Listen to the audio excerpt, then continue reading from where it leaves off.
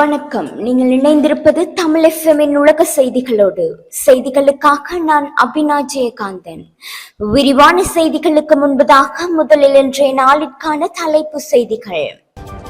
ஈரானின் துணை தூதரகம் மீதான இஸ்ரேலின் தாக்குதலுக்கு இலங்கை விடுத்துள்ள கண்டனம்.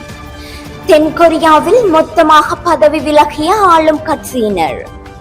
தேரோட்டத்தின் போது மின்சாரம் பாய்ந்ததில் 13 குழந்தைகள் படுகாயம். கூகுள் நிறுவனத்துடன் முரண்டு பிடிக்கும் ரஷ்யா. போருக்கு தயாராகும் சூழல் இருப்பதாக கிம் ஜாங் உன் அறிவிப்பு.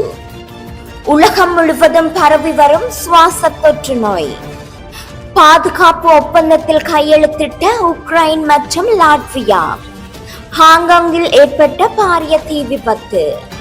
கட்டுநாயக்க விமான நிலையத்தில் சட்டவிரோத பொருட்களுடன் சிக்கிய 3 கைது. தொடர்வென விரிவான செய்திகள்.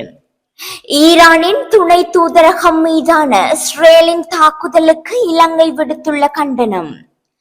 சிரியாவின் தலைநகர் டமாஸ்கஸில் அமைந்துள்ள ஈரான் துணை தூதரகம் மீதான இஸ்ரேலின் தாக்குதலுக்கு இலங்கை கண்டனம் விடுத்துள்ளது. இது தொடர்பில் வெளிவிவகார அமைச்சு வெளியிட்டுள்ள அறிக்கையிலே இவ்வாறு தெரிவிக்கப்பட்டுள்ளது.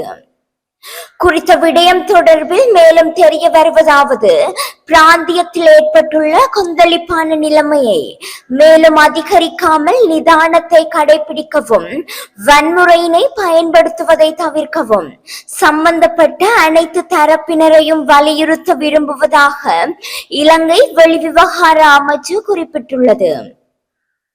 அத்துடன் இந்த விடயங்களுக்காக ஜன்னா உடன்படிக்கையை கடைபிடிக்குமாறும் இலங்கை இஸ்ரேலிடம் கோரியுள்ளது.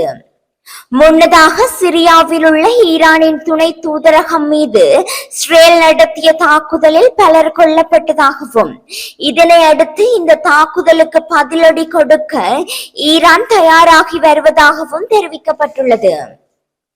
தென்கொரியாவில் மொத்தமாக பதவி விலகிய ஆளும் கட்சியினர்.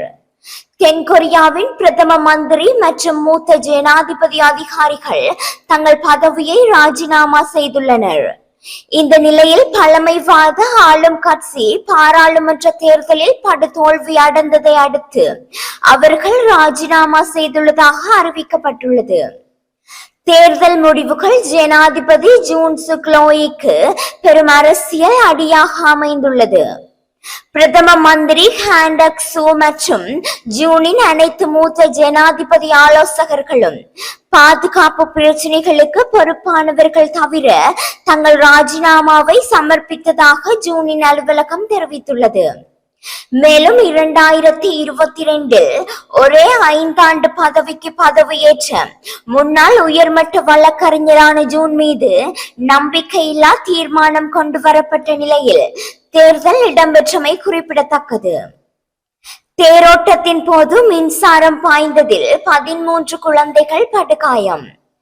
ஆந்திர பிரதேச மாநிலம் கர்னூல் மாவட்டத்தில் உள்ள டெக்கூர் கிராமத்தில் ஜுகாதி பண்டிகையை முன்னிட்டு இன்று காலை தேரோட்டம் நடைபெற்றது. அப்போது உயர் மின்னழுத்த மின் கம்பியில் தேருரசி 13 குழந்தைகள் மீது மின்சாரம் பாய்ந்த நிலையில் அவர்கள் உடனடியாக மீட்கப்பட்டு கர்னூலில் உள்ள மருத்துவமனைக்கு சிகிச்சைக்காக கொண்டு செல்லப்பட்டனர். குழந்தைகளின் உயிருக்கு எவ்வித ஆபத்தும் இல்லை என மருத்துவர்கள் உறுதிப்படுத்திய நிலையில் தொடர்ந்து அவர்களுக்கு சிகிச்சை அளிக்கப்பட்டு வருவதாகவும் தெரிவிக்கப்படுகின்றது. தேரில் மின்சாரம் பாய்ந்து 13 குழந்தைகள் படுகாயமடைந்த சம்பவம் ஆந்திராவில் அதிர்ச்சியை ஏற்படுத்தியுள்ளது. கூகுள் நிறுவனத்துடன் முரண்டு பிடிக்கும் ரஷ்யா. கடந்த மாதத்தில் உக்ரைனுடனான போருக்கு பிறகு உள்ளடக்கம் சென்சார் தரவுகள் தொடர்பாக வெளிநாட்டு தொழில்நுட்ப நிறுவனங்களுடன் முரண்பட்டுள்ளது.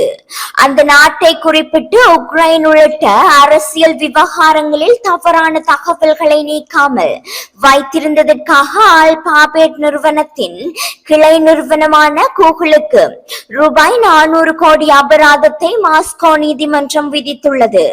இந்த நிலையில் அபராதத்தை ரத்து செய்ய கோரிய கூகுள் நிறுவனத்தின் கோரிக்கையை ரஷ்யா நீதிமன்றம் நிராகரித்துள்ளது. இந்த வழக்கு குறித்து கூகுள் நிறுவனத்தின் தரப்பில் இருந்து எந்தவித அதிகாரப்பூர்வ தகவலும் இதுவரை வெளியாகவில்லை என்றும் குறிப்பிடப்படுகின்றது. போருக்கு தயாராகும் சூழல் இருப்பதாக கிம் ஜாங் உன் அறிவிப்பு. வடகொரியாவின் ஜனாதிபதி கிம் ஜாங் உன் நாட்டை சுற்றியுள்ள நிலையற்ற புவிசார் அரசியல் சூழ்நிலைகள் முன்னெப்போதையும் விட இப்போது அதிகரித்துள்ளதால் போருக்கு தயாராக இருக்க வேண்டிய நேரம் வந்துவிட்டதாக கூறியுள்ளார். வடகொரியாவின் ராணுவம் மற்றும் அரசியல் பல்கலைக்கழகத்தை ஆய்வு செய்ய போதே கிம் ஜாங் உன் இந்த கருத்தை தெரிவித்துள்ளதாகவும் குறிப்பிடப்படுகின்றது. இந்த அறிவிப்பு தொடர்பில் அமெரிக்காவும் அதன் நேச நாடுகளும் அவதானம் செலுத்தியுள்ளன. வடகொரியாவுடன் ராணுவ மோதலை எதிரி தேர்வு செய்ததால் தாங்கள் வசமுள்ள அனைத்து வழிகளூடாக தயக்கமின்றி எதிரிக்கு மரண அடியை கொடுப்போம் என்றும் இப்போது ஒரு போருக்கு முழுமையாக தயாராக இருக்க வேண்டிய நேரம் இது என்றும் அவர் வலியுறுத்தியுள்ளதாக தெரிவிக்கப்படுகின்றது. உலகம் முழுவதும் பரவி வரும் சுவாச தொற்று நோய். உலகம் முழுவதும் வருடந்தோறும் குறிப்பிட்ட எண்ணிக்கையிலான கக்குவான் இருமல் நோயால் பாதிக்கப்பட்டு இறப்புகள் பதிவாகி வருகின்றது. அந்த வகையில் சுவாச அமைப்பு தொடர்பான தொற்று நோயான கக்குவான் இருமல் உலகின் பல நாடுகளில் மீண்டும் பரவி வருவதாக தெரிவிக்கப்படுகின்றது. சீனா, பிலிப்பைன்ஸ், நெதர்லாந்து, அமெரிக்கா மற்றும் இங்கிலாந்து ஆகிய நாடுகளில் இந்த நோயின் தாக்கம் அதிகரித்து வருவதாக கூறப்படுகின்றது. இந்த ஆண்டின் முதல் 2 மாதங்களில் மற்றும் சீனாவில் இருந்து 32,380 கக்குவான் இருமல் நோயால் பாதிக்கப்பட்டுள்ளதாகவும் 13 இறப்புகள் ஏற்பட்டுள்ளதாகவும் வெளிநாட்டு ஊடகங்கள் செய்தி தெரிவிக்கின்றன. அத்துடன் கடந்த வருடத்துடன் ஒப்பிடுகையில் இது 20% அதிகரிப்பு என சீன அதிகாரிகள் சுட்டிக்காட்டியுள்ளனர். கடந்த ஆண்டை விட பிலிப்பைன்ஸில் கக்குவான் இருமல் நோயாளிகளின் எண்ணிக்கை 34% அதிகரித்துள்ளதாகவும் தெரிவிக்கப்படுகின்றது. பாதுகாப்பு ஒப்பந்தத்தில் கையெழுத்திட்ட உக்ரைன் மற்றும் லாட்வியா. உக்ரைனும் லாட்வியாவும் 10 ஆண்டு பாதுகாப்பு ஒப்பந்தத்தில் கையெழுத்திட்டுள்ளன. உக்ரைனுக்கு ஆண்டுதோறும் லாட்வியன் ராணுவ ஆதரவு மொத்த உள்நாட்டு உற்பத்தியில் 0.25% என்று உக்ரைன் ஜனாதிபதி வோலோடிமிர் ஜெலென்ஸ்கி தெரிவித்துள்ளார். லாட்வியா உக்ரைனுக்கு இணைய பாதுகாப்பு, கன்னிவெடி அகற்றுதல் மற்றும் ஆளில்லா தொழில்நுட்பங்கள் மற்றும் உக்ரைனின் ஐரோப்பிய ஒன்றியம் மற்றும் நேட்டோ அணிகளுக்கான ஆதரவை வழங்க 10 ஆண்டு உறுதிமொழியை அளித்துள்ளது என்று அவர் தனது எக்ஸ் பக்கத்தில் கூறியுள்ளார். காங்கோங்கில் ஏற்பட்ட பாரிய தீ விபத்து.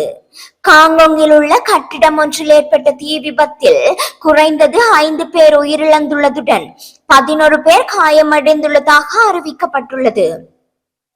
குறித்த தீ விபத்து இடத்திற்கு விரைந்த தீயணைப்பு பிரிவினர் கட்டடத்தில் இருந்தவர்களை மீட்டதாக செய்தி தெரிவித்துள்ளது.